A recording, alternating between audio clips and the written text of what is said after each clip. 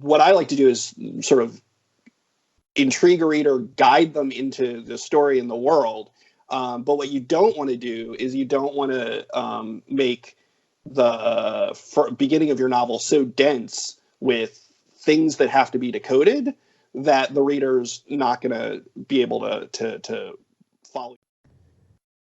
Hey, this is Writers Row, where we talk about the writing community on Twitter. We talk about the business side and the creative side of writing. I am one of your hosts, DC Wright-Hammer, the author of the Between Two Minds series, available on Amazon and on Wright-Hammer.com. And we are without David tonight. We have a fill-in host. I'll let him introduce himself. Hi, I'm Drew Melbourne. I'm the author of the Shepherd and Wolf series about some teenagers who chase serial killers on Canadian A. And no, that doesn't sound right at all. I am Drew Melbourne. I'm the author of Percival Gint and the Conspiracy of Days, a science fiction fantasy novel that's available now at Amazon and Walmart.com and other places. And also the upcoming prequel called Percival Gint and the Inevitability of Fire and Other Cases, because I like long titles.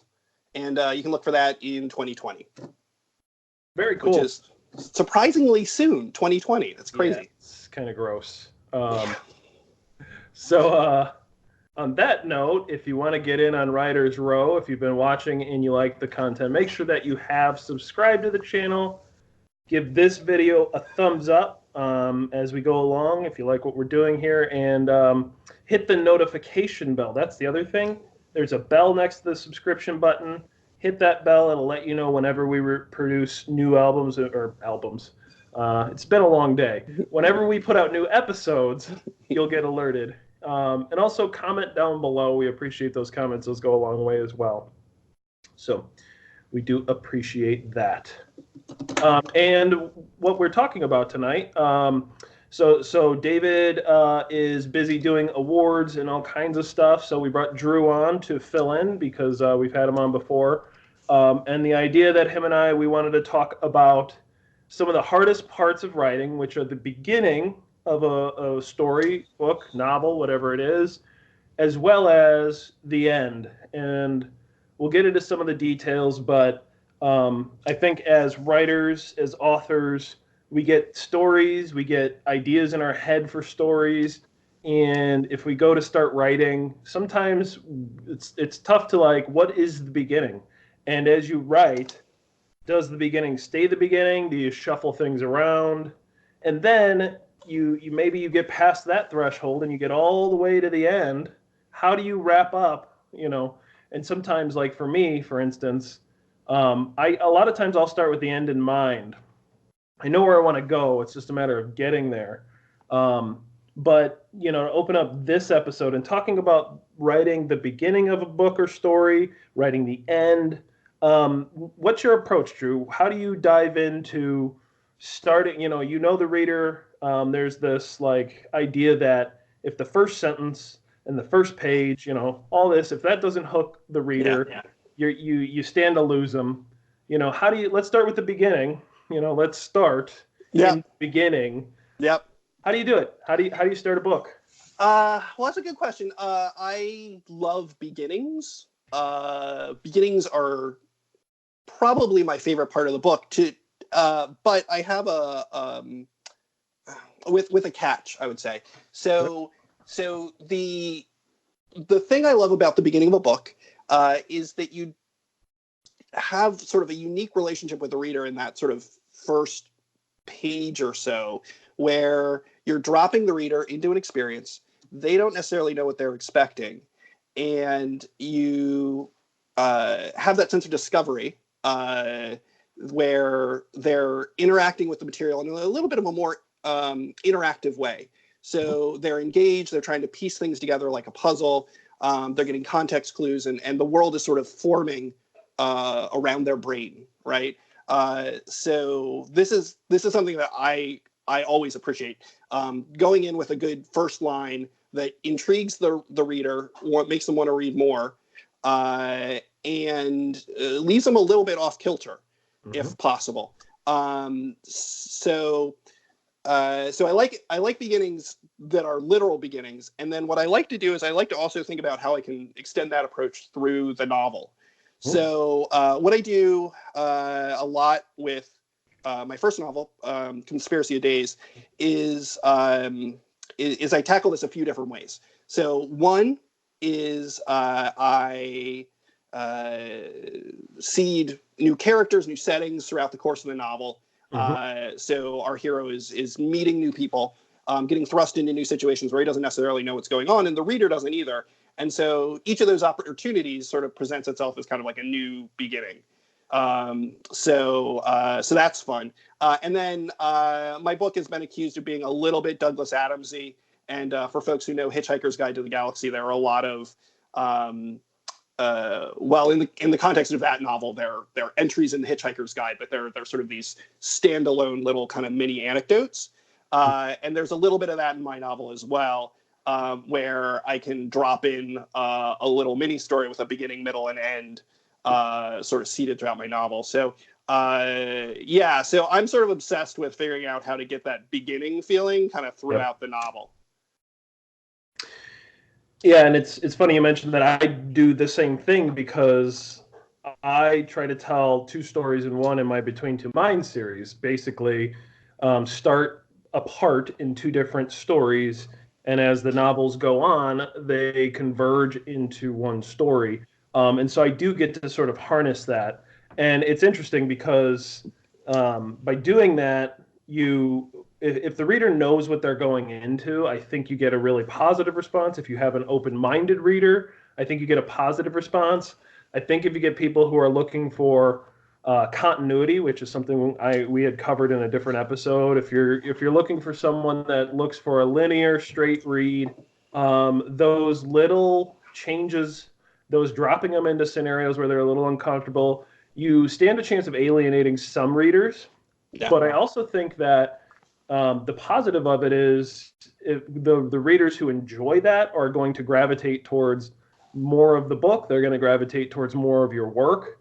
And so I think it's a gamble, right? And I think, what comes to mind for me is like Ready Player One, the beginning of that novel.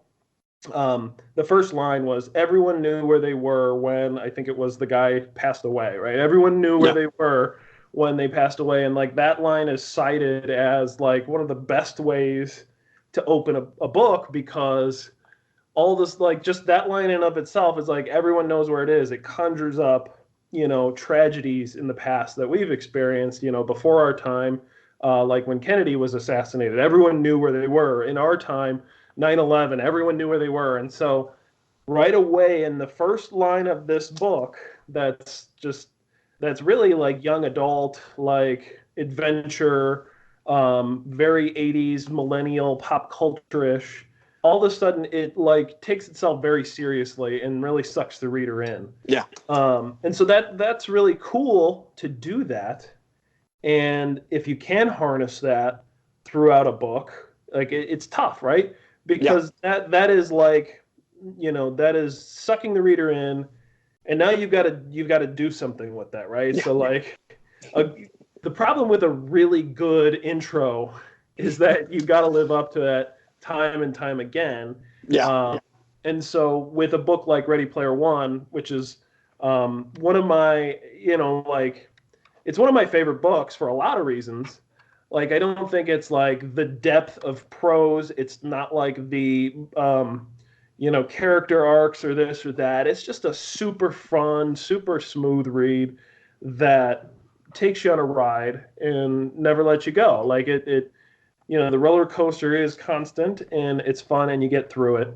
And so, one of the things I tell authors that I talk with, and they're like, if they get sort of writer's block in the beginning, do a lot of parentheticals. Like, what do you have to accomplish in the first chapter? Like, what do you have to accomplish to hook the reader? And just start saying, well, I need this to happen, and I need this to happen, and I need this to happen. And then take yourself to the most creative place you can go, and how can you dump your reader into the things that do need to happen?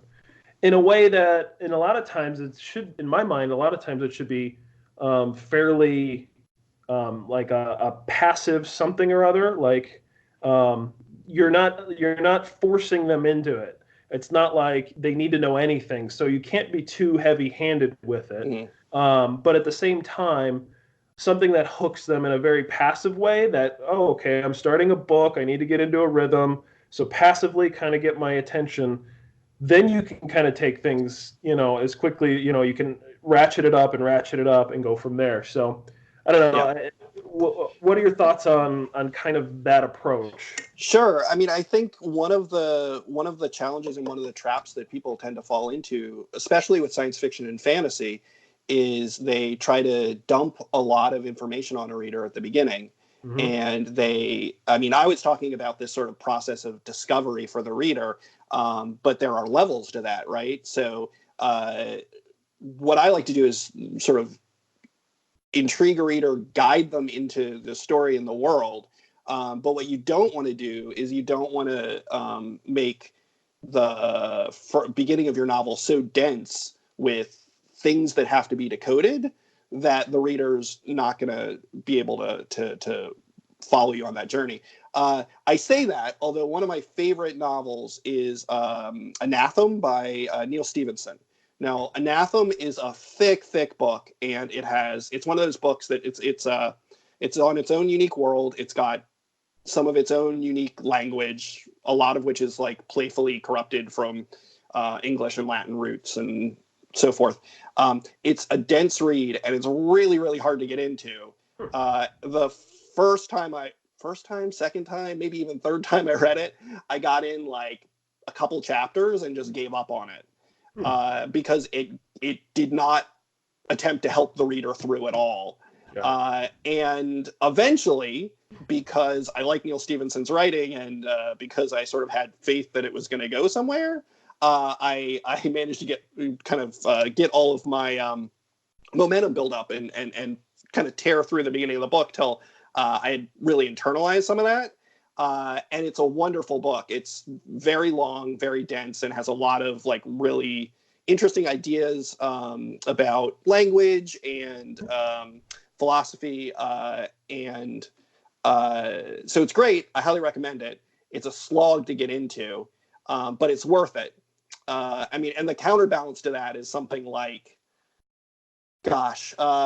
they did a Green Lantern movie with Ryan Reynolds in the late 2000s, and it starts with like this really horrible introduction that's like, a billion years ago, the Guardians of the Universe met Parallax on Oa, and just like nonsense word after nonsense word after nonsense word. And I'm a comic book guy. I knew what all those words meant, and I was like, please stop. Exactly. This is terrible. Like, give me a character that I care about.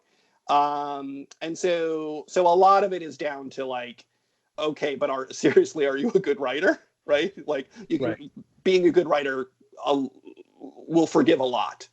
But unless you have a real reason for it that's really compelling to like the central themes of your novel, like you gotta help your reader through those early chapters. Like, unless you're like super famous and successful and people will read despite your novel, you gotta give them that through line. Yeah, well, and I brought this up on a previous episode, but from a movie perspective, like I like Pulp Fiction. It opens up in the diner with this like tangential conversation that is, oh, sure, it's important to the movie, but it just allows the viewer to kind of just enjoy what Quentin Tarantino is good at, which is intense nothings, very like the average day, and he drops us into it, and it escalates in a very controlled, very follow, like a way you can follow it, and suddenly you're engrossed. And this was in the continuity episode we had done, where like it sets you up for, okay, yeah, no, I'm kind of warmed up now. I have some characters in mind. I have a style in mind for how this movie's going to go. And now I'm set up. I'm kind of warmed up. You can take me where you want to take me. And so I think that's important to, I'll be a little crude, have a little foreplay before you get into the good stuff of your novel. Oh gosh. Right. Well, it's If it works in one aspect of life, why wouldn't it work in another? Yeah. And so I think that takes us then to, so let's, endings, because like you need, which is a funny transition, but forget the middle stuff. right. Beginnings. All right. Right. Foreplay and then the end. Anyway, this is getting weird. No. If you've hooked a reader long enough and you're a storyteller and you've weaved them in enough and long enough, you've strung them along well enough, maybe they're still interested, maybe they're just, hate reading the rest of your book to get to the end. Either way, you've got to wrap it up. And so what's your approach? I mean, are you sticking with the story? Are you sticking with the genre? Do you have the reader in mind? Or is it just, I know how this needs to end, and so I have to wrap it up this way? So I mean, I think there are two pieces.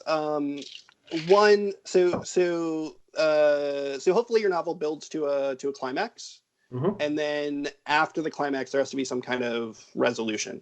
And I think the climax has to be hopefully something worthy of the amount of time your readers put into the book. Has to resolve the central conflicts. It has to hopefully be a signpost for some character growth, that sort of thing. And then from there, you have to figure out how much time after that you want to devote to, like, how much wrap up there needs to be. Is it a series? Do you need to kind of set up future books? What do you need to do? My first novel does something sort of weird deliberately, where the climax of my novel is about 75% of the way through the book, and then it keeps going. A tagline I use for the book is his secret will either save the universe or damn us all, or both, probably both. And this is not really a spoiler, but the central conflict of the novel, like, the hero screws up and basically he loses about 3/4 of the way through. So it's sort of a 3-act structure, and like right at the point where like he should be like, oh, I won, everything's great from now on, like things go badly, and then the book keeps going. So what happens is there's that last section of the book, and these are very mild spoilers, but I will say that one thing that occasionally people read the book and they come out a little bit surprised at, or if there's like a mild criticism, they sometimes feel like the actual ending at the end of the book is a little bit of an anticlimax, and it's entirely intentional. Like a lot, like I've seen come up a couple of times in reviews, and like, usually it's like, oh, well, gosh, he got to the end of the book and he wasn't. It's like, no, that's exactly what I meant to do. Because by the time you get to that point, the things that I care about most in the book have been resolved in a sort of less obvious way. Like over the course of that last section, the goal of the book sort of shifts. And you have to read it to sort of understand. But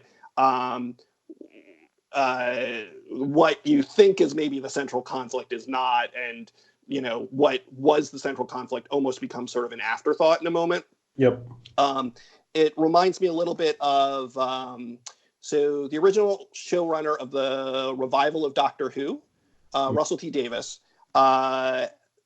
said at one point that when talking about cliffhangers, that he liked to set up these big sort of operatic sweeping cliffhangers, like Doctor Who is about to fall into the sun, his time craft is like been shuttled to the end of time, and like all of his companions are being, I don't know, turned into Daleks or something, whatever happens on Doctor Who.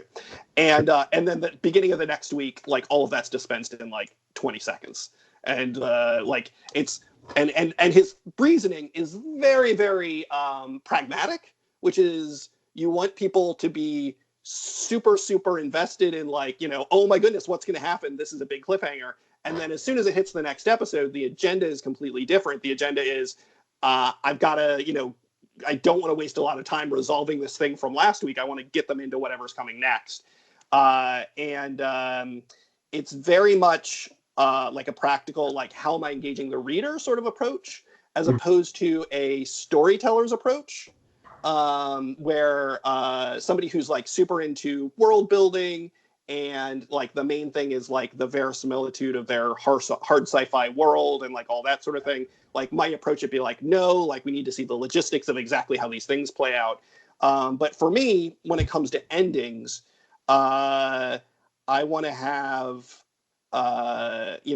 some of the big sci-fi elements ultimately kind of fall away a little bit. And what matters is, do I have a resolution for the character motivation?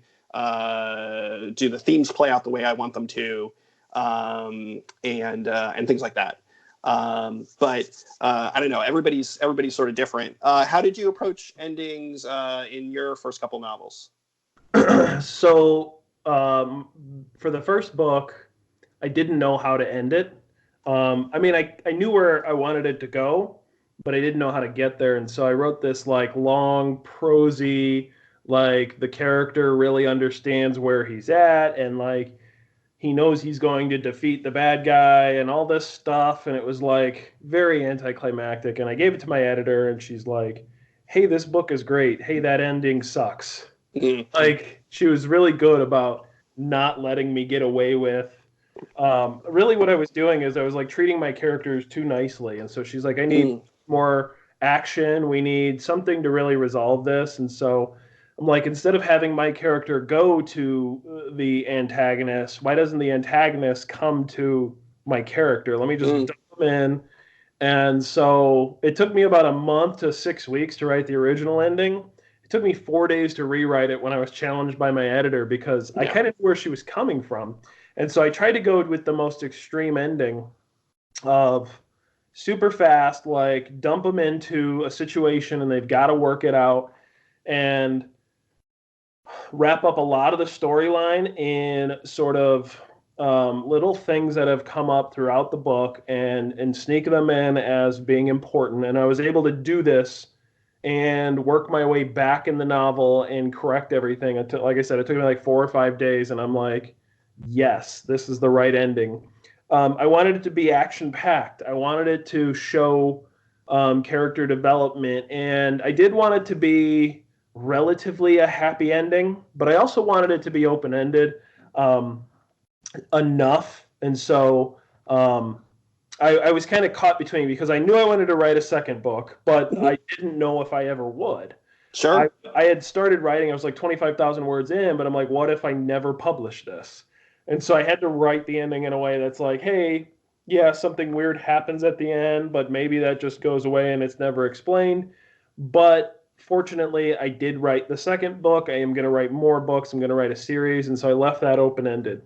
Going into my second book, I knew exactly how I wanted it to end. And I ended it very similarly. And, people who, like, some people think the first book ended very excitingly. Yes, it was super action-packed. Other people are like, hey, that was a totally rushed, even though it was like a 5,000 word ending chapter. They're like, that was rushed. I'm like, okay, well, fine. Yeah. Book 2 is like a 6,500 word last chapter, and it has a similar flow. But there's action. And in fact, in my last chapter in book 2, I wanted to sort of, people who remember the ending of book 1, I wanted the end of book 2 to actually seem like super happy path. Like, we have a plan, we're going to execute, it totally works out. Then the resolution, it's almost like an epilogue to some extent. There's like this, like right after all the action, there's like this scene, there's talking, and there's some things that are going on, and suddenly something crazy kind of happens, and I leave it on a complete cliffhanger.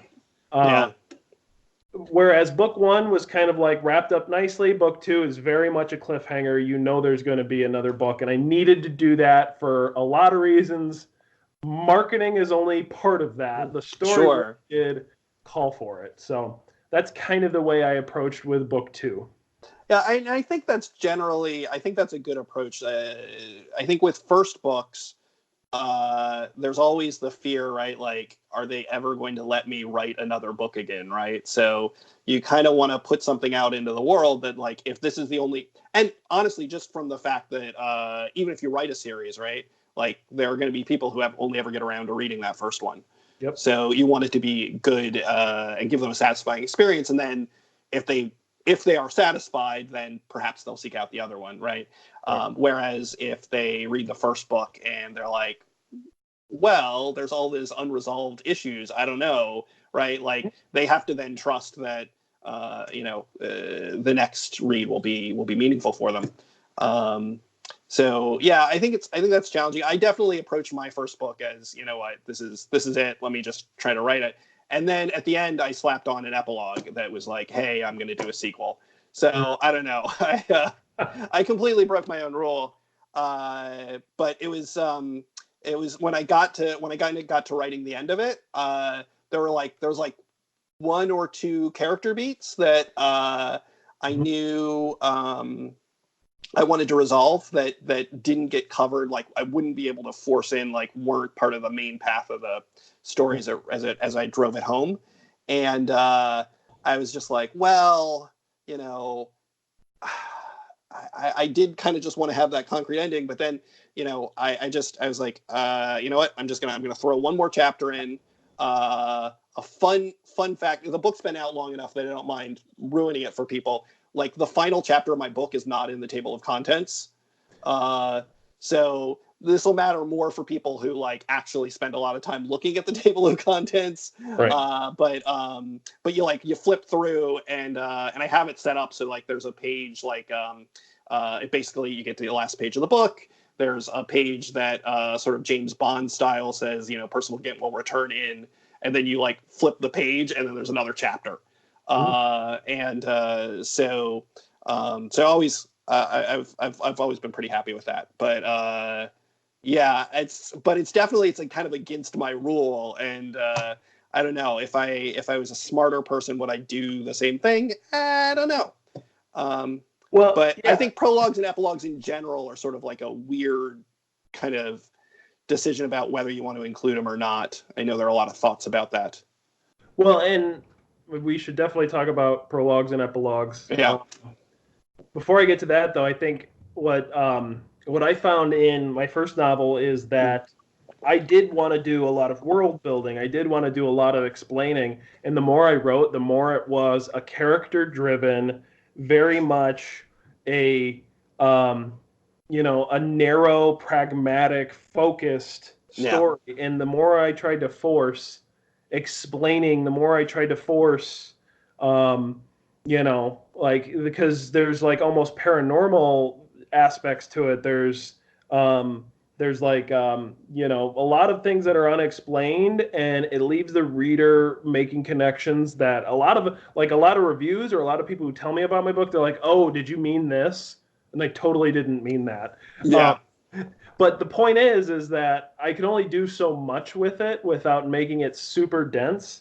And so I said, you know what, I'm going to write this character-driven first novel that's like action-packed and interesting and cool. And then book 2 pivots and fills in the world building, fills in all the explanation, and shows that it explains literally everything from book 1 in a sequel prequel hybrid that takes them again on another journey that wraps itself up and gives all that backstory that just would have been too dense and out of place in book 1. And so, I always hope that people read book 2 because they're going to get a more complete experience with it. But it definitely is not easy to begin, to end, and I think pivoting to what you had brought up in prologues and epilogues, I think I actually have never used an epilogue yet. I'm planning on doing that with my next book. But prologues I like a lot because, it's literally I forget what the definition of it is. It's in action or something like that, in the middle of action, I think is something like what they define prologues. You're supposed to dump people into a story if you're going to write a prologue. Dump people in somewhere where it's not necessarily a beginning, but it's information they're going to need to know eventually. And I love having that cool way of, sort of pre-introducing them to your writing and the story and the things you're going to do, and sort of setting them up for chapter one. I like mine, from a sci-fi thriller perspective. I like having an action-packed chapter one that might be a little bit outside of the main story, but obviously related and brings some perspective and some things to it. So I like to dump them into action, give them something super fun, and then I can introduce the main story much more slowly and gradually after they've sort of had this super action-packed prologue that gives them some perspective. So I don't know what you think about that. Well, I mean, I think it's interesting. I think so like in your novel, with the military intro, Yep. I think it's interesting because you go into the book, you have that to begin with, and then you kind of carry that with you through the novel, and you're it's like a piece of the puzzle. You're like, well, where does this fit? How does this connect? The different elements of it. Some of the connections are I would say readily apparent within the first couple chapters by chapter two, or probably, and then some of it as you go through. At least for me, having so I've read the first book but not the second one yet.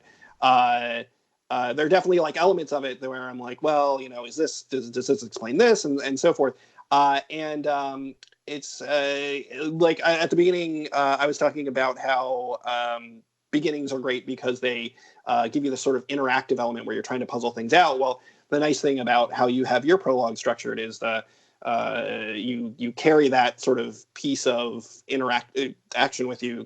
I kind of found I was carrying it through the novel, and because it's sort of this discrete piece, it doesn't bother me as much as if in chapter one there was just some weird unexplained thing. Right. Like, I understand that it's a discrete piece that's being presented to me that is going to tie in later, and so I really appreciated that. I think prologues in general, I think are I think the interesting thing about it for me is as a reader, I never really put together that there were kind of rules to prologues. Right. They were just like, it was it's an extra thing and it's at the beginning, right? Like that was as far as I understood prologues. And I think it's only more recently when I thought about them in context of my own work, would I include them, would I not, that I started to pick up on like, oh, well, actually, yeah, that, they tend to be from, either a different POV or from, they're removed from the main story in a significant way. Obviously, they usually happen first. That makes sense. And some other things that like I was like, okay, as I think back to like prologues I've read and like kind of how I would naturally write them, like these things make sense, but they weren't things that I was like consciously thinking about.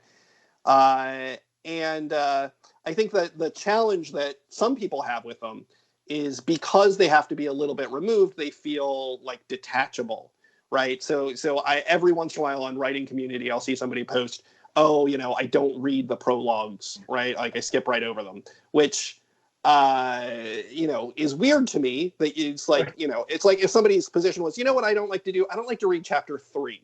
In my experience reading books, nothing interesting ever happens in chapter 3. Right. It's always, you've introduced all your main characters. They're just spinning their wheels. It's like the main character stops home for a sandwich. I don't need to read chapter 3. I get it. There's a sandwich.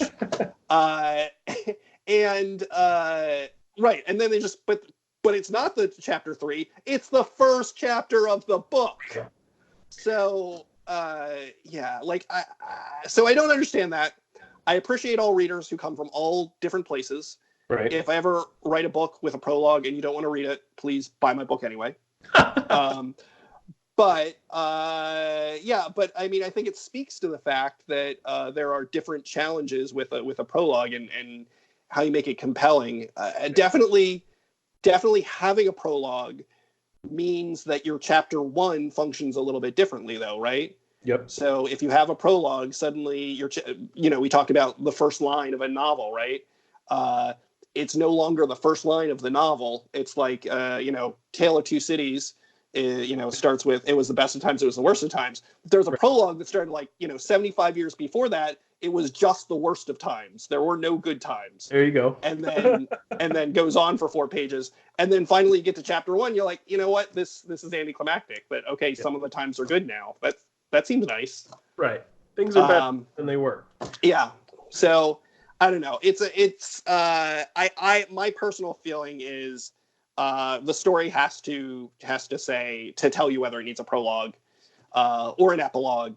And then you have to just do it well. So that's my advice to all writers. Just do it well. Well. Write goodly. Yeah. No, I think it's funny because on Writing Community, you'll see someone who says, just change where it says prologue, just change that to chapter 1 and you'll be good. And that's not quite right, because the whole point of a prologue is to be in the middle of something in context of the story, but really a warm up to what you're going to dump them into, what you're going to bring to them in the story. And so, no, I agree. I think writers have to be deliberate with it. Don't just stick a prologue on because you've seen it and you kind of like it and it's cool. And I think that's partly why I have trouble with epilogues to some extent. Mm-hmm. I feel like epilogues tend to be so the climax has resolved itself, the story's over, and for me the epilogue is I've had trouble with them in the past, and I think I am planning on doing an epilogue in my next book because I think it merits a scene after the fact. Mm-hmm. But I've technically actually done kind of epilogues in my other books. I've just instead added them at the end of the final chapter to give a little bit of resolution, whereas some people would say, okay, let's just wrap up the climax. That'll be the end of that chapter, and then we'll do the epilogue. And I could see that, and I'm not against it. I think what an epilogue needs to do is not just do more resolving. I think it needs to, again, just like the prologue, the epilogue needs to be good writing, needs to be have a solid reason for existing, and because especially at the end, they've read the end.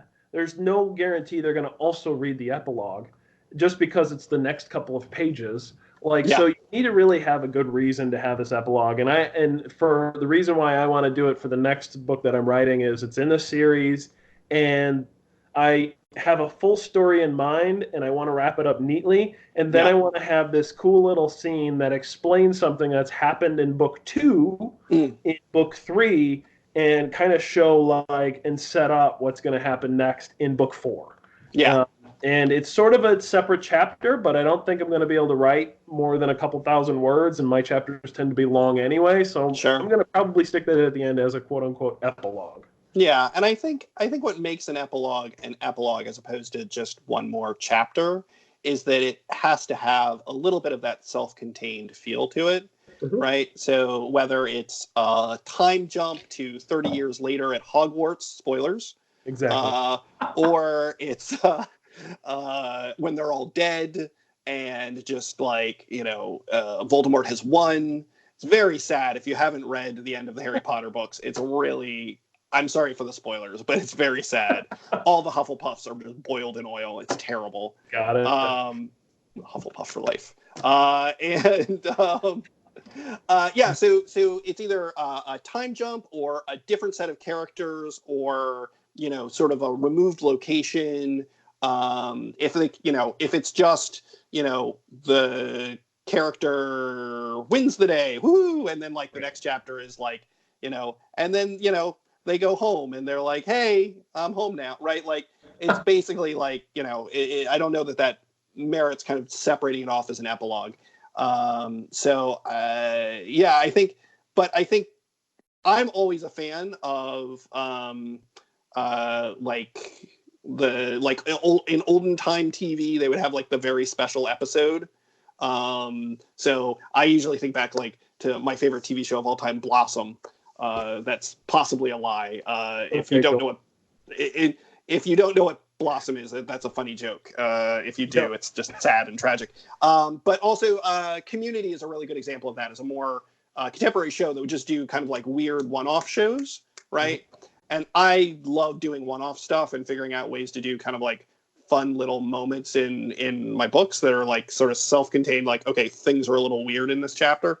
And I think epilogues are and prologues are really really about doing that. How can I do something that's sort of self-contained, something that sort of feels like a piece of in and of itself, almost like a little mini sort of short story vignette, and have it maybe set up the next book, or resolve something from a previous book, or a character moment with somebody who's like not the main character. I think those are all good uses of those kinds of storytelling, and are just a lot of fun for me as a reader, at least. Maybe not for everybody, which is okay. Right. And I think you've got, like you were saying, at the end of your book, you've got a hidden chapter. At the end of Marvel movies, after the credits, nobody should leave, like people have been trained. In the 90s, when you had a CD, there'd be this like silence at the end of the CD, and then like a minute and a half, 2 minutes in, there'd be a secret track. Some of that stuff is really cool. I just think, again, you have to be really intentional with it. And I think that's, if the authors are intentional with it, by all means, do an epilogue, do it well, and you probably are going to, that's going to help your storytelling and wrap things up. You don't just need to stick an epilogue on because you have a prologue, for instance. Like, you don't have to have bookends like that. I don't do any epilogues in my first 2 books, but yet I have 2 prologues. Yeah. And I don't do prologues. Well, there you go. Yeah. So just be intentional, and it's fine. There's a lot of rules, and then there's some rules that just can kind of be broken. So there you go. That all said, I think that kind of puts an end to the episode on beginnings and endings. Nice one. Let's go ahead and wrap it up, and let's do some self or other promotions, and I'll go ahead and let you begin. Awesome. So I mentioned my book, Percival Gint and the Conspiracy of Days. It is for sale in many places, and you can find links to it on my website, drewmelbourne.com, where you can also find some other cool stuff to buy, including t-shirts. Hey! So if you go to drewmelbourne.com and you click on the shop button, you'll find links to buy my book, some t-shirts, and some other swag, all of which is helpful because I am poor and have a child who needs to eat. We'll put that in the description down below and make it simple for people to click on. Nice. I am going to promote Wright-Hammer.com because why not? I do actually have a promo that basically gets you free shipping, $5 off your first purchase if you use promo code Carter, which is the last name of my main character. So his name is Ryan Carter, which is actually a play on Rene Descartes, which a lot of people don't pick up on. There you go. I did not pick up on that. His middle initial is D, so it's Ryan D. Carter, which is Rene Descartes, there's these little things we do. There's the little things we sneak into our books that no one's ever going to know about, and that's fine. This is the epilogue of this show, so we can kind of talk as much as we want. No, I'm kidding. But anyway, go to Wright-Hammer.com. I've just got my books out there, so grab a couple copies. I'll make sure they're autographed. I'll send them right to you. My cat, if you can hear her, she's really excited about it, so make sure to do that. And we appreciate everybody sticking around to this point, and we'll catch you next time. Thanks again.